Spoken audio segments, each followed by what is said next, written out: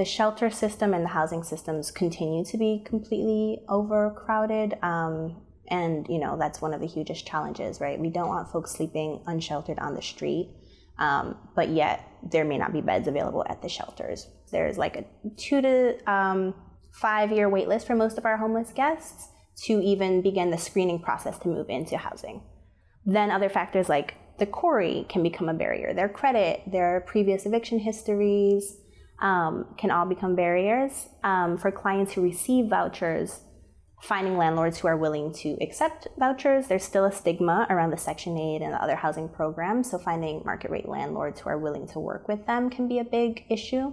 We are a really good model of building relationships across the community. I know that we do engage with landlords. We hold landlord fairs here. We partner with agencies such as New Lease for homeless families that can offer incentives to landlords to try to work past some of those barriers. We want to really make sure that we're emphasizing not only taking people out of the shelters and out of the streets and putting them into homes, but keeping them there in the long term. What I hear the most in my experience with clients is that coming from the shelters, which a lot of our guests, most of our guests do stay in shelter, you come from a very congregate setting, right? You always have people in the room with you, whether that's staff and other guests, and then the biggest shock factor can be moving into a place that is secure and quiet and no longer having people around you. So you lose the structure, you lose the community, but then you also lose the resources, right? Like you lose the case managers, the meals, the laundry. So yeah, a big adjustment in a lot of ways.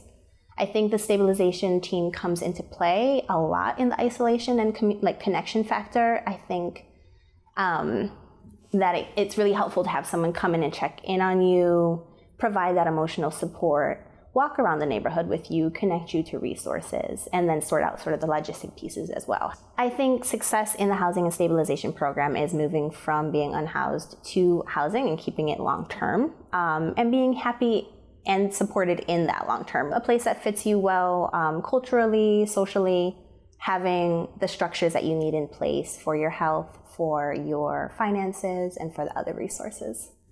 I think a lot about leading with generosity as like one of the mottos that we say a lot here, and I think it makes a huge difference in the approach.